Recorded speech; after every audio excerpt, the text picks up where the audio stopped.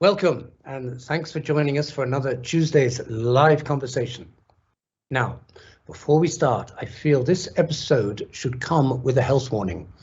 If you haven't already had your breakfast, lunch, or dinner, what you're about to see may make you seriously hungry. Because in today's program, we will be discussing food and the cooking of what is probably my favorite thing to eat, and that's Italian cuisine. So, to my guest tonight, I first met her in 2017 in her hometown of Como on the shores of the stunningly beautiful Lake Como in northern Italy. We spent the day together filming her shopping in a local market and then in her kitchen, where she cooked us the delicious porcini mushroom risotto. So, to share with us some of her Italian culinary insights, it's my pleasure to introduce you to Signora Paola Lovisetti Scamihorn. Paola, benvenuta in conversation. Nice to be here. Thank you very much for inviting me. It's always a great pleasure with you, to be with you, Alastair. Paola, do you remember that day when we came and met you in Como and we filmed you and then you cooked for us? Yes, I still remember. It was 4 years ago, but I remember like yesterday because it was very nice. We had a lot of fun. We went to the local market. We did a lot of shopping. We bought all the ingredients to make a delicious risotto. We bought the porcini mushrooms that were in season, Parmesan cheese. We bought the rice. And then we went home and we started cooking. And we had a special ingredient to our risotto. It's something unusual, that it's Prosecco wine. Most of the time, they add people in the recipes, they add white wine. And then my recipe was a little bit different because also we enjoy a glass of Prosecco before cooking.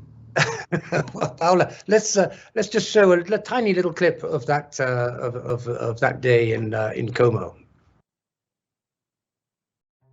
Italy's Lake District, nestled at the foot of the Alps, is dotted with quaint villages like Como, where I met up with my friend Paola. Our goal for the day, cooking the Italian way, a journey that began with shopping. I love local markets. Not only do you find the freshest ingredients, but you also meet and mingle with some of the nicest, most genuine people. Locals who live and work in these charming places. Our dish is risotto, made with porcini mushrooms, plus a special unusual ingredient, Prosecco. You see, Paola, risotto is one of my favorite things to make, but I've never tried using Prosecco instead of white wine.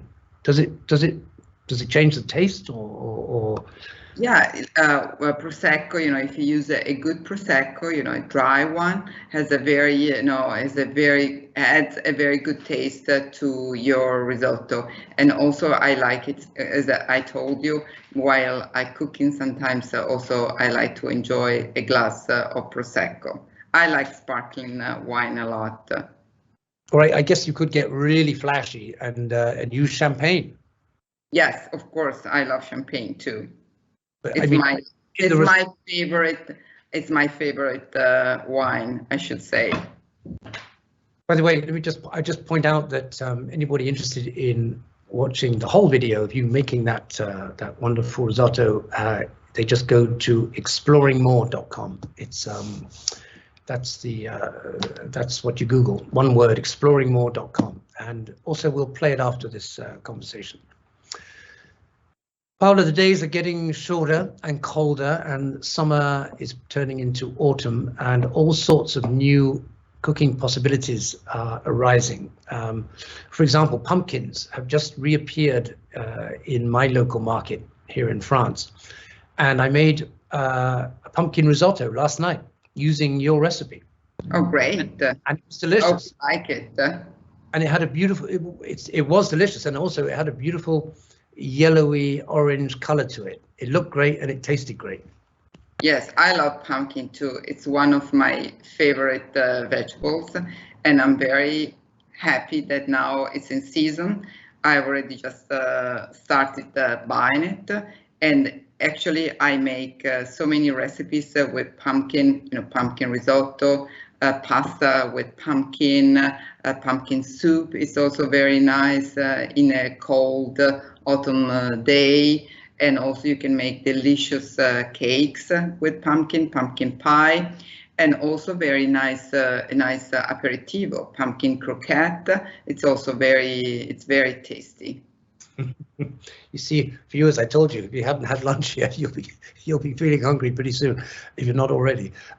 Whenever I make risotto, Paola, I always end up making too much of it, and I thought I could cheekily ask you now what I could do with the bowl that's sitting in my fridge that has the leftover pumpkin risotto in it. What kind of suggestions have you got for me? Yeah, risotto, as you know, Alastair, is good as soon as you cook it. It's not good to reheat it.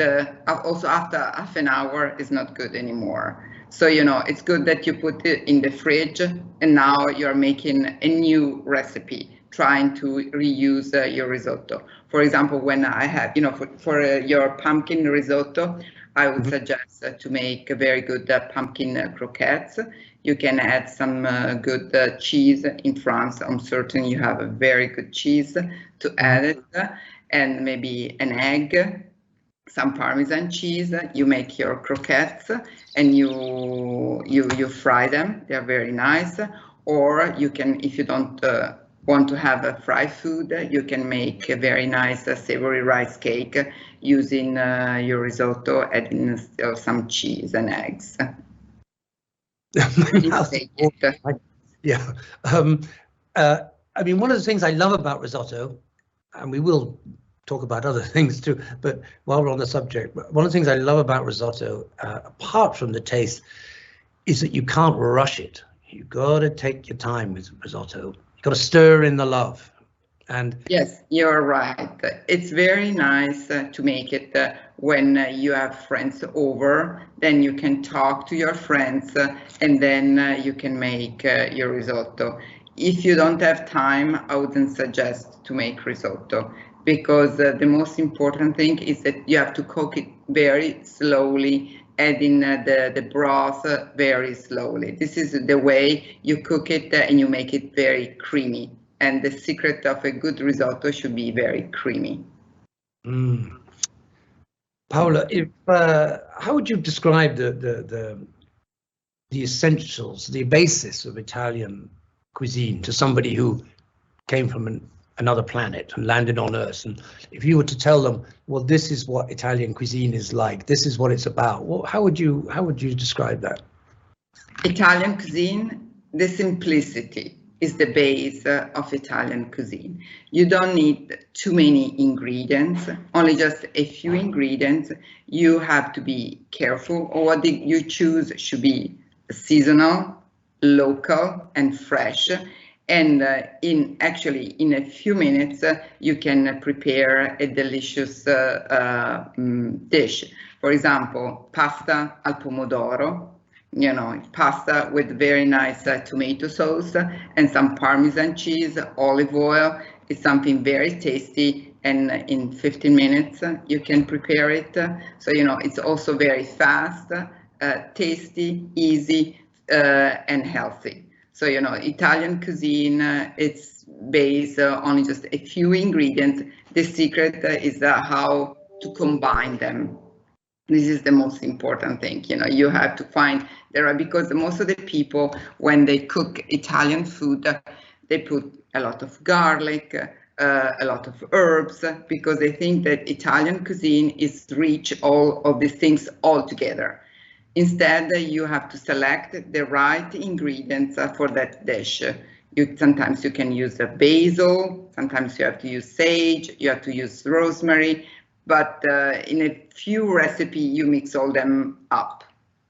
I think that's one of the reasons why when I go to Italy and then I come back to my home and I try and reproduce dishes that I've enjoyed in Italy, they never taste the same, because you're so good in Italy at take tomatoes, for example.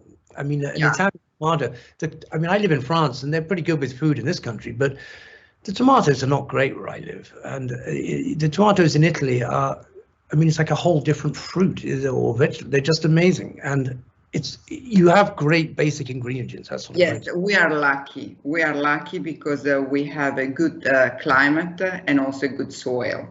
Because to produce good vegetables and fruit, you need the two things together. So like to produce wine, you need, the right weather and the right soil. This is very important. And also for the food, it's the same thing. In Italy, we are from the north to the south.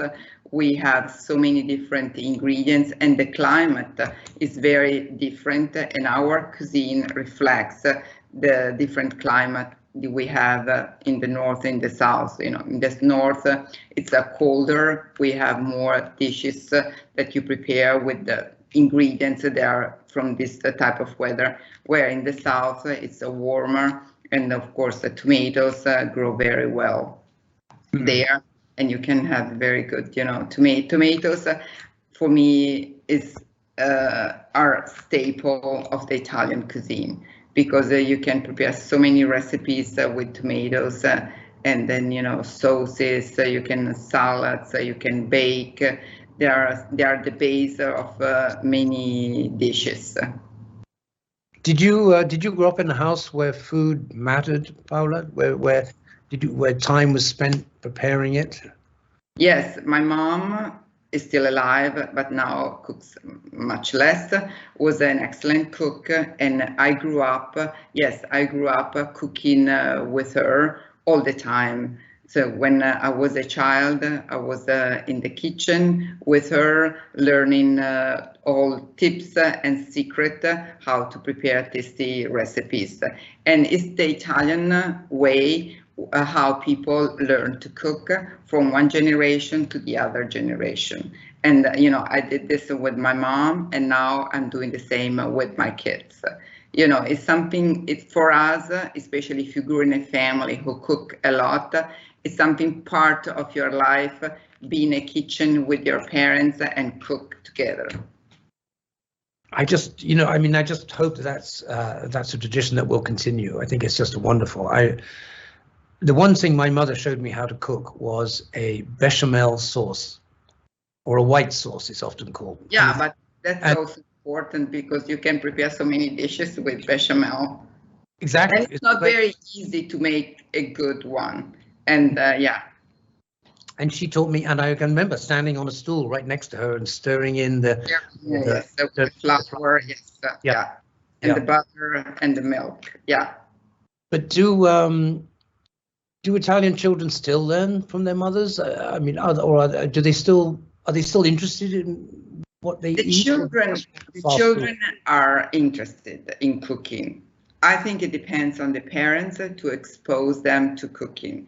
Because, for example, I gave cooking lessons in schools with a lot of kids, and we prepare pasta, and also we prepare cookies, and the children were thrilled to cook with me. So they had so much time. In fact, all the mothers said, they came home and they want to make fresh pasta, they wanted to make cookies. I think for children, most of the time, cooking is fun and they like it. If they grew up in a family where this cooking is part of their daily life, of course, they're exposed and they learn it. But if they grow up in a family where, people don't cook, they just eat out most of the time, or they buy prepared food, the kids don't learn this skill. Because I guess what's changed is that a lot of Italian women will now be out working and maybe not have the time to pass on all those little tips and techniques and all that knowledge to their children. But I think I'd say schools have a big role to play here. Yeah. And I mean, when I was a schoolboy, the food was appalling. I mean, it was diabolical. I think about it now. And I'm not sure even how much things have improved since. How is it in Italian schools? What are kids? In Italian school, the food is very good. It's controlled by the local government, and also they have a nutritionist who select menus for children, a weekly balanced menu with the right amount of protein, carbs, and fat, and especially they introduce in each meal vegetables. Sometimes kids don't like vegetables because most of the kids don't like vegetables, but they force them to eat at least just a small portion of vegetables too. So, I grew up going to a private school, and there we had, it was run by nuns. They were French nuns, and the nuns cooked for us. And we had wonderful meals at school. I remember that I really enjoyed every day. There was pasta, risotto, then there was meat and fish according to the day. And so, and also my kids now, when they went to elementary school and middle school, they ate it at school, and the menu was pretty good, still pretty good. Wow.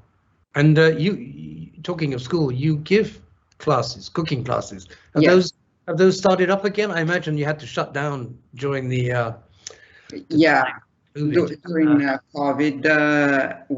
I didn't have clients because was forbid. We couldn't meet people. We couldn't, and also I mainly give a cooking class to foreigners.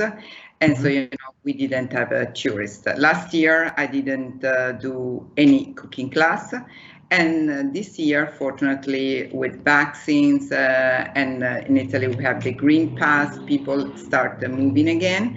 And I had some clients and still, more for the next weeks.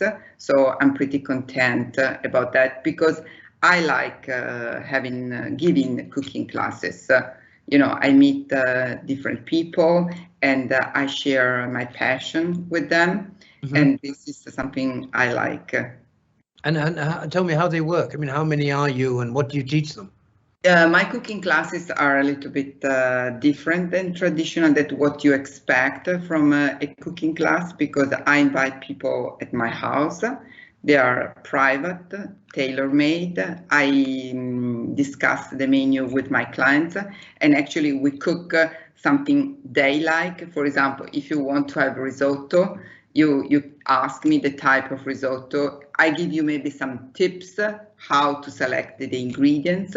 But you say, I would like to make risotto, I prefer to make pasta, I want to have a vegetarian menu, I want to have fish. So we select the menu together, and then they come to my house, we cook together, we sit at the table with my family. We have a nice Italian meal like you have with your family and your friends.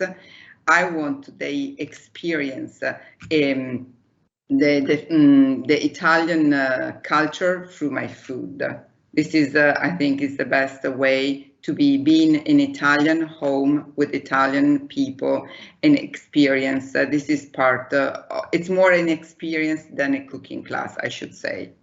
Sounds fantastic. But your background, Paola, is not in cooking at all. You initially, I think, studied at the University of Milan. And trained as a pharmaceutical researcher. Yes, that's right.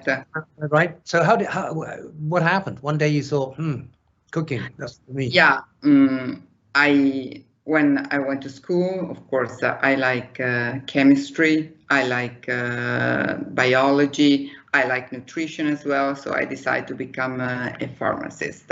I worked for more than 12 years in research. Then I had 2 kids, and being a mother and researcher, it was very difficult. So I decided to quit research for a while. And then while I was at home with my kids, cooking has always been my passion. I turned my passion into my job. So, and then after that, I decided, after so many years out of research, I prefer to continue with this, with the cooking and being a food writer. And now here I am, and I'm very happy because, each year things changes, and each year I can maybe find a new way of working, and this is also interesting. Everything related to food and nutrition, but maybe in a different way. Because I'm guessing that there's probably similarities between working in a laboratory and working in a kitchen. I mean, you're measuring, you're measuring the math and the chemistry, because in the lab you start with some chemical compounds. In the kitchen you start with ingredients, and through irreversible reaction you end up with completely different, with different compounds. And for example, when you cook an egg, when you start, it's liquid, and when you cook, it's solid. But then you can go back to the liquid stage phase, like when you started. It's like in your lab when you start a reaction. But the difference in a lab and your cuisine, that the result in the cuisine is much tastier. Yeah. I'm sure it is. Do you have cooking programs all over Italian TV like they do in the United Kingdom? I mean, yes, we have so many cooking programs on Italian TV. Yes, yeah. It's people like watching them usually during lunchtime and evening time when people eat. Each channel. Also, there are also specific channels dedicated to cooking. Sounds like you got the food police arriving outside your door, Paola. I could hear the sirens in the background. I think most of us know that staying healthy in life means eating healthily, and you write a lot about the link between those two. And in fact, you brought out a book called the Mamma Mia Diet. Yes. What was the thinking behind that? Give us an idea of what the concept of that book is. The Mamma Mia Diet, it's a lifestyle guide, including eating plan, of course, physical activity, and also lifestyle habits like food shopping, meal planning, meal pattern, home cooking, how to cook, and several recipes are included, and also it's important of sleeping well. These are all the health habits you should have, or not only just eating properly, because the word diet comes from Greek. It means that way of living, so your lifestyle. And in the Mamma Mia Diet that I wrote with Paola Polestini, that is a university professor of biochemistry in Milan, we wanted to encourage people to have a healthy lifestyle. And so, this is and the Mamma Mia Diet is based on the Mediterranean diet, that it's one of the healthiest diet in the world, but with a modern twist. We tried, according to the recent scientific studies, and also to the modern life. People have less time and to shop, to cook, and also they have more stress. So there are also some tips how to follow the Mediterranean diet according to our current time. Paola, I have there's a screen on my right here, and in my peripheral vision I can see questions popping up. Can I just have a look and ask you a couple of questions? Yes, please. Sent by people watching us right now. Let me see. James in Phoenix in the United States says, during our 3 days in Lake Como, what regional dishes are a must try on a local restaurant menu. So what should James be eating in Lake Como? I think if he likes risotto, it's typical dish of this of Como Lake is risotto with perch fish. This is something that is really typical. And fish, I would suggest him to eat fish, or also the fish from the lake. Another type of fish, I don't know if you, Alastair, you had it. It's a lavarello. It's a small white fish, a very delicate meat. Then you can eat it, just grill with maybe some vegetables. It's very delicate type of fish. Delicious. Scott in Grapevine, that's what it sounds like, a great place to live. Oh, you just give me a little compliment, so thank you, Scott. There's no question, just a compliment for me. Thank you, Scott. Brian and Cheryl in North Augusta says, Paola, thank you for doing this live stream today. Okay, our question is about making a wonderfully simple dish. Being Italian, we're assuming you make this dish on occasions. So what about the way you make it at home? Sets it apart as something extraordinary. Thank you for reading.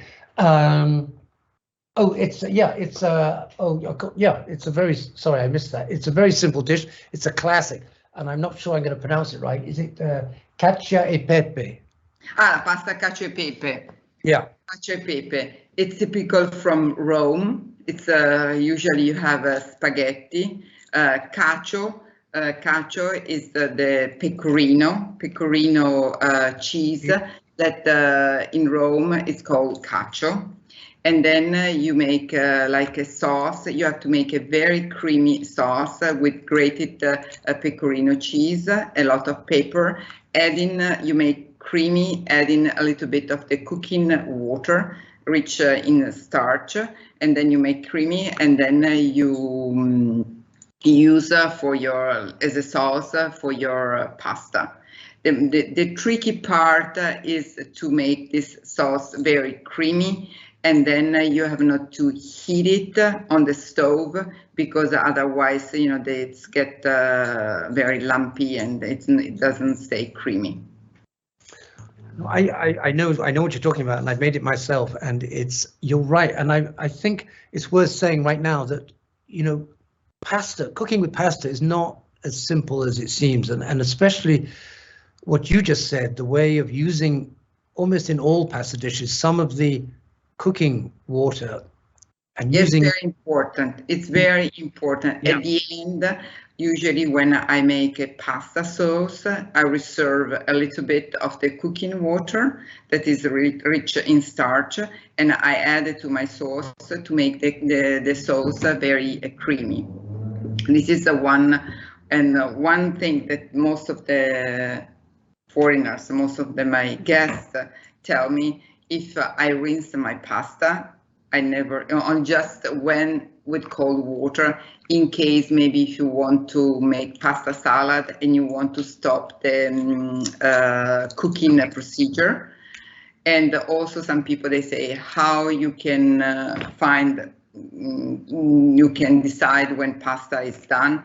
Actually, you have to add, you have to check the time that is written on the package, but it can vary this time. So, actually you say that if they say 10 minutes, after 8 or 9 minutes, you have to break the pasta. And then if there is just one tiny white spot inside, it's al dente and it's time to drain it. Otherwise it gets because Italians like pasta al dente and not overcooked. And pasta al dente, actually it's healthier, because it has a lower glycemic index than overcooked pasta.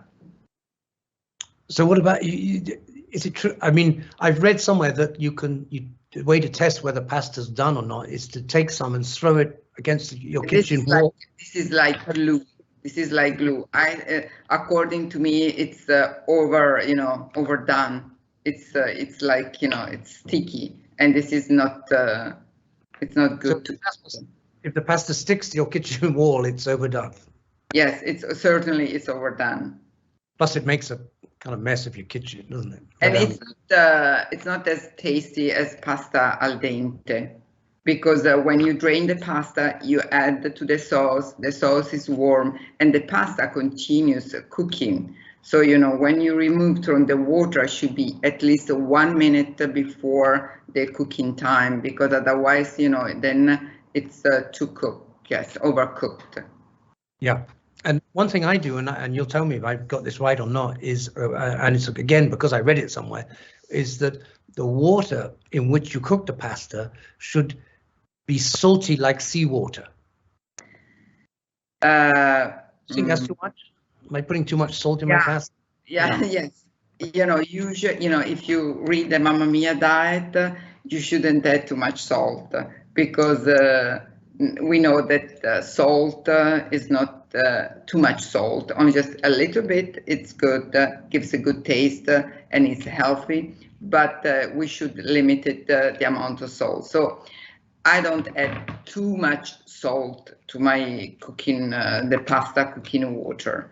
I know a lot of people sometimes, at the beach, they use the sea water to cook their pasta, because they say, because the pasta absorbed the flavor of the water you cook in. So this is the reason why maybe you add, people add, and it depends if your palate is used to have a lot of salt or not. Good advice. Good advice.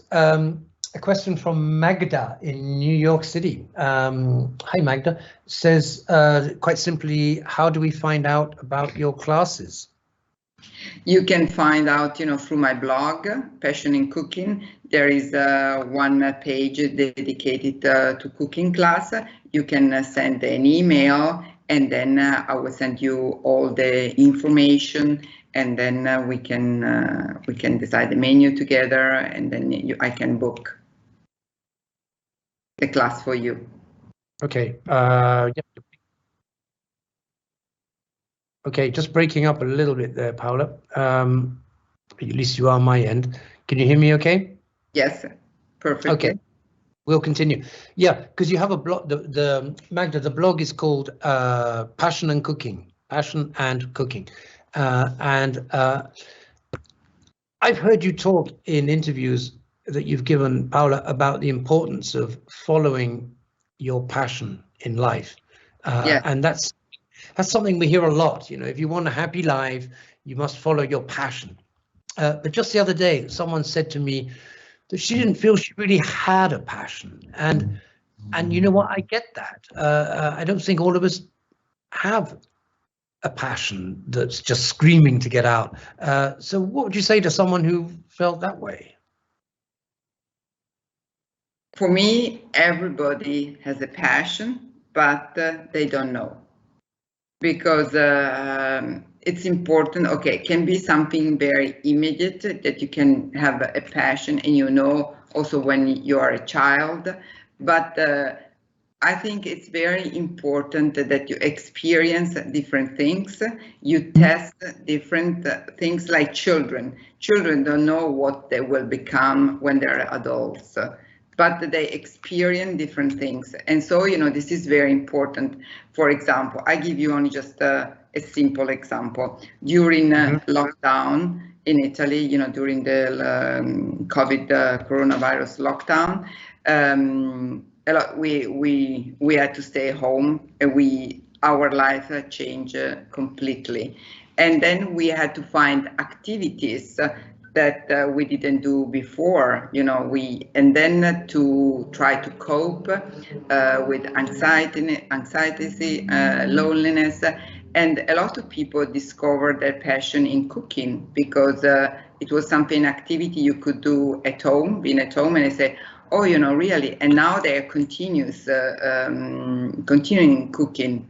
So I think it's very important that you experience different things, and sooner or later you will find something you're passionate to. Okay, because you've written I think 4 books, and the 5. The last one will be published next month. Okay, so 4.5. Okay. Yes, it's not published yet. And the last book, it's very interesting. I'm certain a lot of people will love it. It's about the aperitivo, the Italian happy hour. How we Italians, we enjoy an aperitivo, sipping a good drink, and paired with the flavor of food in a very relaxing environment.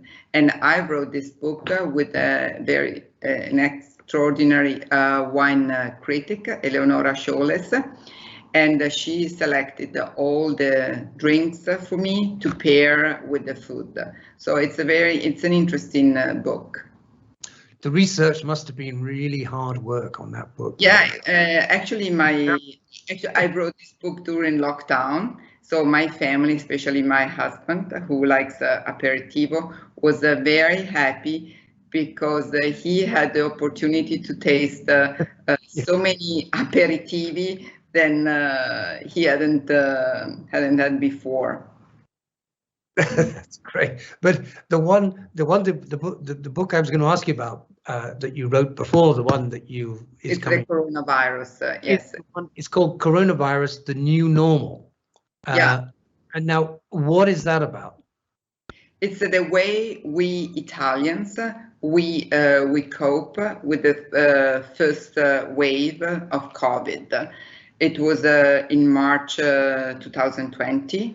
And nobody knew a lot about this disease. There was no treatment, no vaccine. So the only way it was, to be at home, to be isolated for people. So we were in in Italy, the whole country was in a very strict lockdown. So we couldn't do, everything was shut down, all activities, businesses, people stayed home. And in the book, I discovered this economic and social situation. And I wrote with a journalist who really, she had COVID. She went to the hospital. She experienced to be a patient as well. And instead, I wrote more the social lifestyle part, how people cope with this pandemic, being at home, finding different activities. For example, cooking was one of these activities, and also yoga, Pilates, home fitness, dancing, trying to escape the anxiety and the loneliness we had during this period. In Great Britain, during the time of lockdown, making bread became a kind of national obsession. Shops were literally running out of flour and yeast. It was the same here, I can tell you. It was the same here.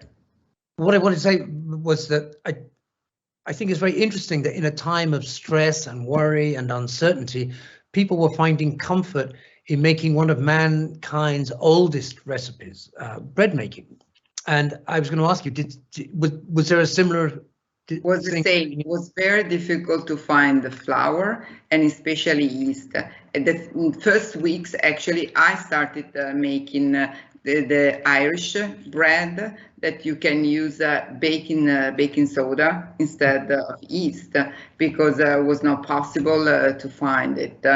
And because I think bread is something that is staple ingredient for a lot of culture, and people it's a considered comfort food, and people like also the action of making it, the kneading, and so this is very relaxing. And then when you have the result of your loaf of bread, it's really rewarding for the job you did, for the work you did. And the smell, the wonderful smell. And the smell is very good. And something, a family activity that you can do with your kids, with, there's something that to keep them busy I can imagine my kids now are growing up, so I didn't, during lockdown, I didn't have this problem, but you can imagine to be in an apartment with 2 or 3 young kids and to keep them the whole day busy was, for families, was not very easy. Tough. Just checking the questions, Paola. Someone called Paola, almost Paola. Yes. Paula in the US. Hi, Paula. She says, I'm not a salt eater, so I never add salt to my pasta. Is there anything else I can add to the pasta water to give it an extra punch? It depends. Sometimes, you can also, the pasta doesn't have a lot of taste if you don't add any salt. But if you don't like salt, I suppose also your palate doesn't like salt so much. So you can add a sauce to the pasta that has a certain taste. So you combine the pasta doesn't have so much flavor with your sauce. So I should suggest, like, for example, when I make pasta with pesto, that pesto with a lot of cheese is already pretty tasty. I don't add so much salt to my pasta as well. Right. Okay. Mika's back. Mika's never goes away. Hi, Mika. She says, Alastair, do you think we can find that book, The Mamma Mia Diet, on the Viking cruise ships? I hope so, because you can, Mamma Mia Diet, you can easily find on Amazon. So, it's very worldwide. So it has been published in the United States. So in the United States, it's very easy to find, also in bookstores. And nowadays, a lot of people shop through Amazon. You can order through Amazon, and you can have delivered to your house. I've got a feeling, Mika, I've seen it on your book on the river ships. I seem to remember, not all the ships have exactly the same book, so I seem to remember seeing it on one of the river ships I was on. Anyway, what have we got? Sean in the US again says, in recipes that call for butter, what else can I use? Presently, I use olive oil. And then he says, what is the correct ratio? I'm not quite sure what he's talking about there, the ratio of... Maybe you think, to substitute butter to olive oil. Maybe it's the right ratio. There are some recipes that you can substitute butter with olive oil. For example, in sauces, it's very easy to substitute. And actually also depending on the olive oil you use, for cooking, I would suggest to use a very delicate olive oil. And the ratio I use, it's a little bit less olive oil than butter. But for cakes, for baking, I love olive oil, and I think it's the most healthiest fat. But I use butter because the consistency of butter is different than olive oil, and then also the flavor and the taste of the cake is different. Sometimes when I'm frying, I'll use butter and olive oil. This is good. Yes, this is good. Yeah. Burn, the butter doesn't burn and go brown. Yes, because olive oil has a very high smoke point. Instead, butter has a low one, so you compensate these two things, and it's good to combine them. And also butter burns very easily because it's rich in water in comparison to olive oil. See, this is the scientist in you, Paola, coming out now. Yeah. I can hear it. Yeah. Poonam in Houston says, what a delightful conversation. My son loves pasta, but for me, I like it baked, such as in lasagna. I'm a vegetarian, though. Any tips for making it? Got any lasagna? There are so many recipes about vegetarian lasagna. You can prepare with, in my blog, there are several recipes with, you can make with zucchini, you can make with artichokes, you can also make lasagna. In my first book, Love is Eating, there is a delicious recipes lasagna with pesto. You can be creative. You can use very good, usually I use very good bechamel, like your mom taught, Alastair. And then you can prepare a vegetable sauce and then layers of pasta, vegetables, and the bechamel. And it's very healthy and good vegetable lasagna. Delicious. Casey in New York again says, I recently had a cooking class in Como with Paola and her daughter with my family. We are from New York City. It was an unforgettable experience. We will always remember that night and the delicious food. Wasn't that nice? Yes, I remember, Casey. Hi, Casey. It was a wonderful experience for us too. You were great people. Raquel and I, my daughter, really enjoyed the cooking class. It was like cooking. We met them that day, but immediately was a friendship. It was like having friends over and cooking together, have fun. And after we sat at the table and we talk till, was late in the evening, like you do with your friends. And this is the best of my cooking class. You develop new friendships, connections with people through, cooking, through food. Paola, that's what we should be doing right now. I should be cooking here, and you should be cooking. And then me too, and then we can, yes. Yeah. Great. What have I got? Warren in San Antonio says salt lowers the boiling point of water. True. Yes. So sorry, the salt decreases the boiling point of water. Yes, it's right, but it's something about chemistry. But a solution boils, a little bit later than not, than on just plain water. But if it doesn't change so much, just 1 minute. If you want to be extremely precise, but when you cook, it's not like in the lab that you measure, the second. So you can yes. Okay, that's great. Reba in Great Falls in the US says, when do I add oil to pasta? The pasta. For example, you never add the oil to the cooking water. In Italy, we never do that because most of the time they add the oil to only just because otherwise the pasta, they say the pasta sticks. But this, the only thing when you add the pasta to your water after 1 or 2 minutes, you only just stir it several times. This prevents, and you have to use a lot of water. This is also important, and the right pan.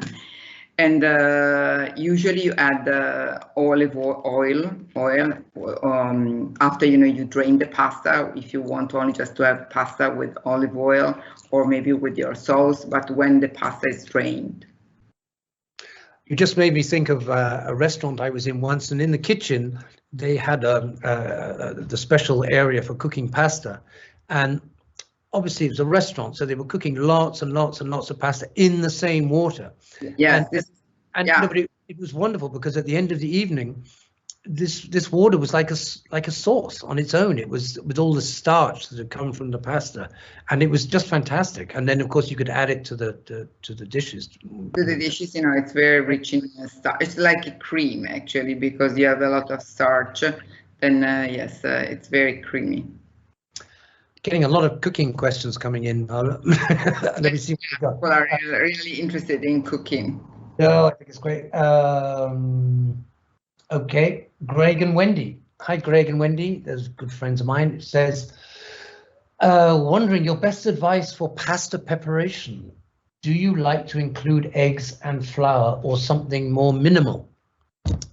How do you make pasta? Traditional fresh pasta you make at home, fresh, handmade, includes eggs. We use 000 flour, type grade 0 Italian flour, and eggs, because the eggs, they give to the pasta the elasticity. They make pasta very easy to work with. It's very elastic if you want to knead the dough and then to have to make the tagliatelle or lasagne. There are some recipes that they don't use eggs.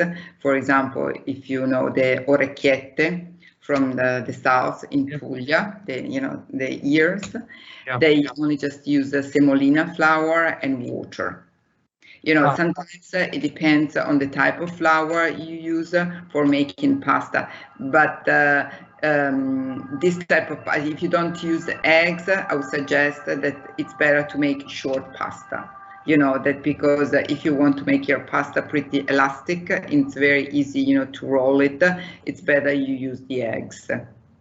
Because I can imagine there's been times in the past in Italy when people eggs were something that were was something expensive. Yes, I should say that like meat. And also there is another type of pasta that I really like. It's from Tuscany, and I learned to make there. It's it's from just one small area, Montepulciano area. It's called pici, and the traditional recipe you make only just with flour and a lot of olive oil, good Tuscan olive oil. Paola, but I can't carry on this conversation much longer because I'm too hungry. But there's something I want to, before we finish, there's something I want to show you. And it arrived in my mailbox today from Bologna. I think probably my favorite city in Italy. I love Bologna, and it arrived in my mailbox. Tell me, I'm sure you'll know what this is. I'll show it to you now. Yes, it's something to make the pasta, just to make because I don't see very well from the video. It's a gnocchi. For gnocchi, to make gnocchi. Yes, to make gnocchi. Yes, because usually I make gnocchi in a very simple way, with the fork. It's very, the way I make gnocchi, it's much, I don't have this tool. No, but I'm not as skillful as you. I tried with the fork. It's a technique. It's not so easy the first time. It's not very easy to make gnocchi, especially you have to find the right consistency of the dough, the right proportions between potatoes and flour, to choose the right potatoes. This is very important, and with the fork you must be pretty skilled. Paola, what are you eating tonight? What's cooking in your kitchen? Tonight, we have, because in our family, I follow mainly the Mamma Mia diet. So, each day of the week we have a different menu. So for usually Tuesday, we have a chicken. Tonight I prepare a nice roast chicken, a little bit spicy with some hot chili pepper. And we have with salad and sweet potatoes. This is the dinner we are having tonight. Actually, my daughter is cooking it. And your daughter's cooking it? Yes, so after the interview, I'm very lucky. Dinner is ready for me. Oh, okay, excellent. I got to go and make my own. Karen in Blue Ridge says, hello, Paola and Alastair. Passion and cooking with passion. What flours do you use and what do you recommend to stay healthy? Thank you and ciao, Karen. So you mentioned the 00 flour. I don't know. It depends on the recipe. It depends on the recipe I used. For pasta and for baking, for example, cakes, I use the 0 flour because it's very light and it's perfect for this type of dishes. When I make the bread, for example, I make home bread at home, I prefer, of course, and it's much healthier, the whole grain flour. Okay. And I sometimes also I use a flour from different type of grains. I use wheat flour, the 00 is from wheat. I use also spelt flour. I use oat flour for making my bread. I mix different type of flours. Thank you, Paola, for answering that. Question from Margaret says, how do you keep the pasta warm and not sticking when you are preparing the sauce and the rest of the meal? The trick is, you have to do in kitchen. It's not like, you said like in the lab, timing is very important. So, you have to see the time it takes to prepare your sauce and the time for the pasta. So if the sauce take a long time, you start preparing the sauce, and almost at the end of the sauce, when the sauce is almost ready, you start cooking your pasta. So, when the pasta is ready, the sauce is ready, and you combine them. Or if you want, sometimes you can also prepare the sauce in advance. And then, because the most important thing, you have to cook the pasta and eat it right away. So the timing is very important for this reason. And you tell me if I got this right. In my understanding, you always, what you don't do is put the pasta in a bowl and then pour the sauce on top. The best is, usually you cook, you prepare your sauce, you add your cooking water, and then you add the pasta to your sauce in the pan. And in Italian, we have the expression to say saltare la pasta. You only just stir it quickly, the pasta in the pan. It depends on the sauce, but most of the sauces, if it's possible, warm. For example, for carbonara, you shouldn't use warm sauce because otherwise the sauce goes bad. But if you use, for example, vegetable sauce or meat sauce, bolognese sauce, you heat the sauce a little bit, you add the pasta, you stir it, cook for a few seconds, 1 minute, and you serve it. I think we'll draw things to a close there, Paola. Just tell us again your blog. It's Passion and Cooking. Passion and Cooking. And there's lots of recipes on it. Yes, many recipes to try. Okay.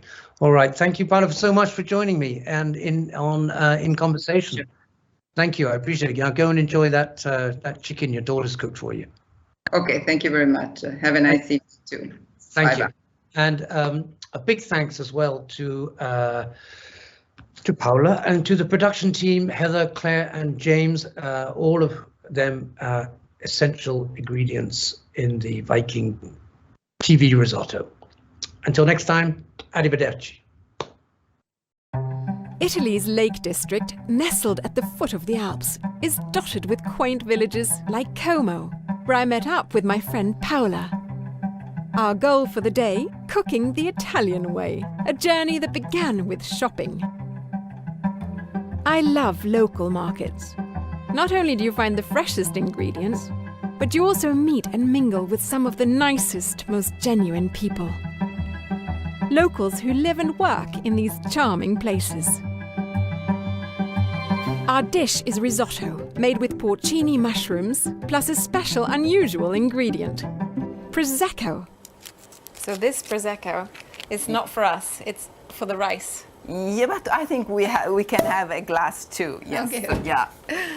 So how much risotto are we making? I think for today we can make for 4 people. Mm-hmm. So for 4 people you need 1 cup. This one we set aside. We started by picking from our bounty of beautiful porcini mushrooms, harvested from nearby forests. From what I understand, the smaller ones are actually considered to be the most flavorful. Smell like the soil. Yes, yeah, I know, yeah.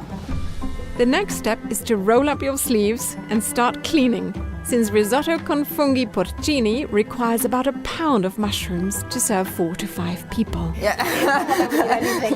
Keep in mind, mushrooms are porous, so be sure to wash them fast and pat gently dry. Otherwise, they'll absorb water and dilute the dish. It's a lot more work than I thought. Yeah, so in a way, using the dried mushrooms is easier. Yeah, it's much easier, because you soak them in water for about 20 minutes, and then you're done. You're done. So now we can start cooking the mushrooms. So, here there's a pan. Okay. We put 2 spoons of good Italian extra virgin olive oil. And then we put 2 cloves of garlic. I use the garlic to flavor the olive oil. And this is a shallot. Shallot, yes. We need this? Yes, for the risotto. Okay, I have a special trick. Shall I show you my special trick? Maybe I know the trick. Maybe you know the trick. We see, yes. So I'm not sure if it works on a shallot. I know it works. Because I know it works very well on onions. Onions. Oh, you already know the trick. Around. Yes. And yes, you got this. Yeah. It's the only kitchen trick I'm really good at. Okay. Yes, perfect. It's my trick. Is it your trick? Yes, the same one. Trick sisters. Yeah.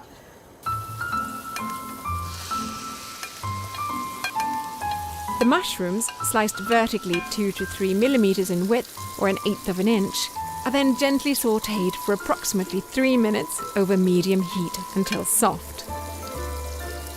We can put some pepper. Okay. When you cook vegetables, you have always to add salt almost at the end. Otherwise, you remove the water. Yeah. And you know what we say? Yeah. If the food is too salty, Yeah. the chef is in love. We say the same thing. You say the same thing. Il cuoco è innamorato. Yeah. Did you put a lot of salt in there? What do you think? I think so. Really in love, yeah. Next up, 2 spoonfuls of flat leaf parsley. This is called mezza Mezza. luna, half Half moon. moon. Learning about tools like this is one of the reasons I love cooking with locals. Continuing with medium heat, the parsley is slowly mixed in to blend the flavors. Then we can start with the risotto.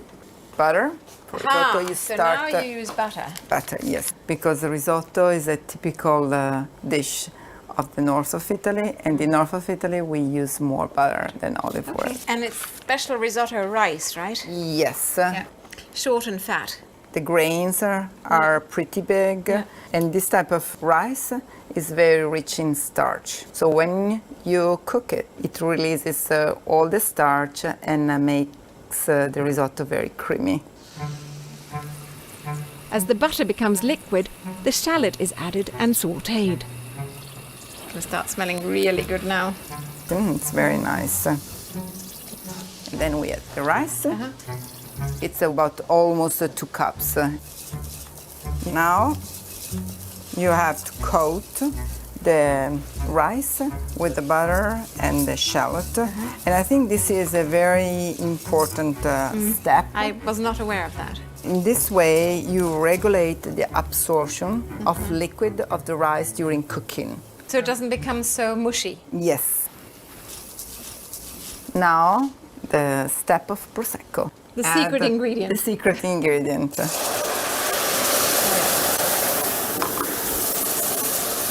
So there's no water in this. It's No. all, the liquids are Prosecco and, Prosecco and vegetable stock. Yes. Yeah. If you make risotto only with Prosecco, you add Prosecco now, a little bit of stock, and then you continue with Prosecco. And the total time to cook? Can be between 18 and 20 minutes. Yeah. And you're using a special spoon? Yes, the spoon, the secret is you should have a hole. When you stir it with the hole, you don't break the grains. Once the Prosecco has been absorbed by the rice, the stock, vegetarian or meat, is added slowly, giving it time to become one with the rice. This stage requires patience and consistent stirring, as more stock is added to ensure an even blend throughout. If the cooking time is 20 minutes, you can do this procedure for 12, 30 minutes, and then you can taste the rice. Yeah. And risotto, the most important thing should be al dente. You know, al dente means to the bite. I think it's perfect. Then a piece of butter. Okay. And then the Parmesan. Okay. You see that it gets very creamy. And at this stage, if you like, we can add a little bit of pepper. The pot is really heavy. Yes. And the lid is also quite special. Yes, you see, you can read it here. Risotto. You can take this to the table, you turn like that, you put your pan on top and you can serve your family. The final step is adding our beautifully prepared porcini mushrooms to the risotto. Being careful not to break them by gently folding them into the rice. And no extra parmesan. No. And just like that, the risotto con funghi porcini with Prosecco is ready. I hope you'll do as I did and engage with Italy's warm, welcoming people, while sampling the best of this country's delightful cuisine for yourself.